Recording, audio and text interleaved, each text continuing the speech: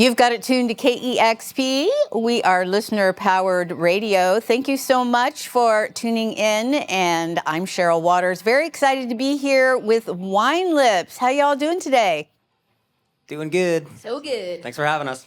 We're so excited. Super Mega Ultra is your latest album. I'm excited to chat with you a bit, but I'm super excited, super mega ultra excited to hear some live music. Why don't you get us started with some songs? It's Wine Lips live on KEXP.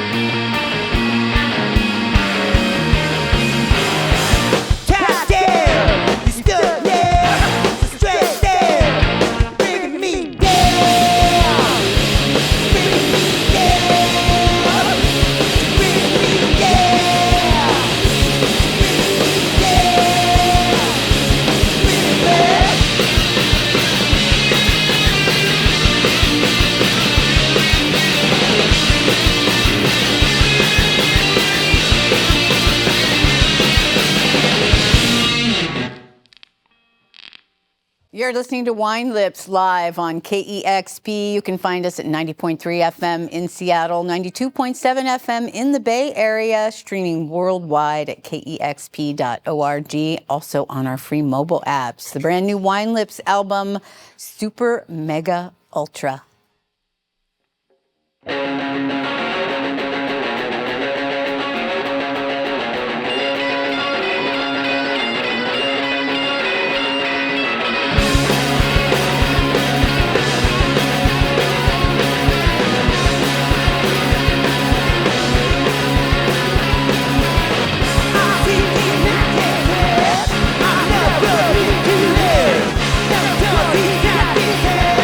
My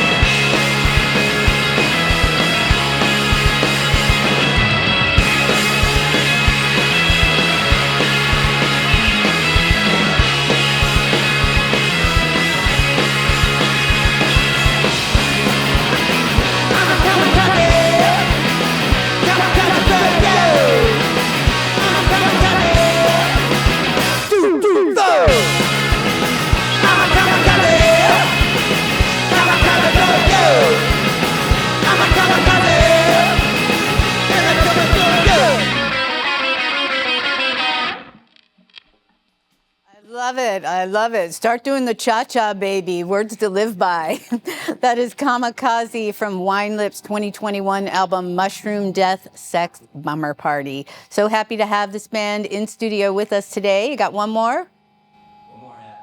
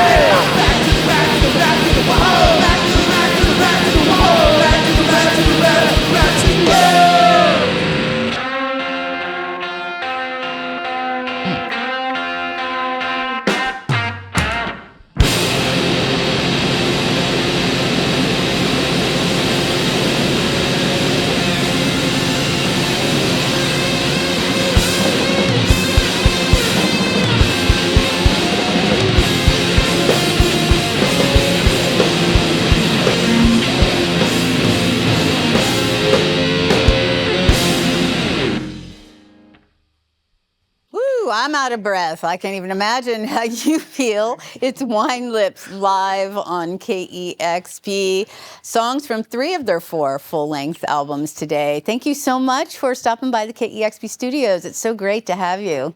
Thank you.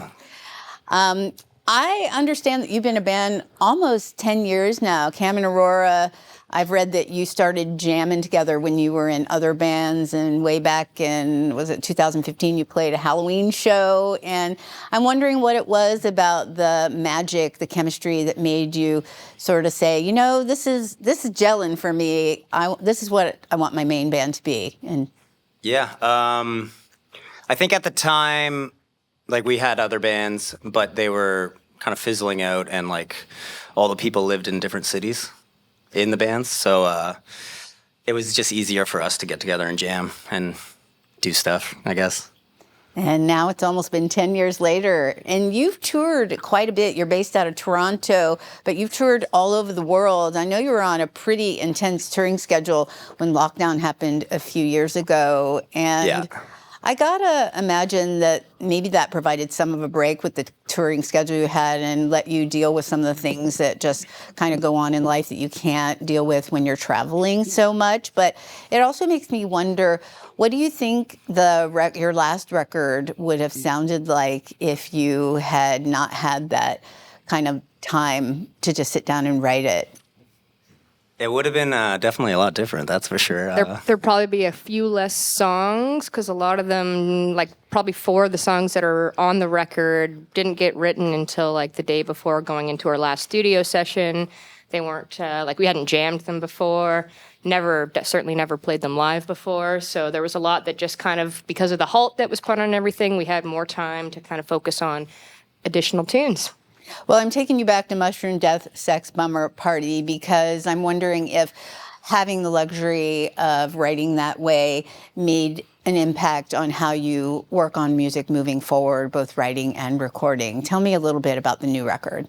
Yeah, it definitely had an impact, I'd say, because I was doing a lot of it on my own during lockdown, and we went through like member changes and stuff like that. So it just became more of me and Aurora kind of jamming stuff out, and me doing demos for songs and stuff like that. But like you said before, it definitely gave us like way more time to like sit down and think about what kind of record we were going to put out, and I think it was for the best.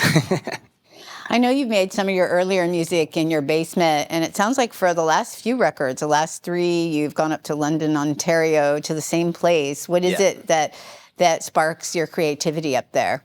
We record with our good friend Simon at the Sugar Shack there, and like he's got like beds and a kitchen, and you can just live there. So we just kind of go and hold up for a whole week, and just kind of, it's good because we can like write while we're there. Like Aurora said, the last record we kind of wrote a couple songs while we were at the studio, so it's just easier to like mess around there, I think. And Simon's a really good like co-producer, and he's got good ideas, and he's just a wizard. Well, you went from a 1-word titled record. I always have to check.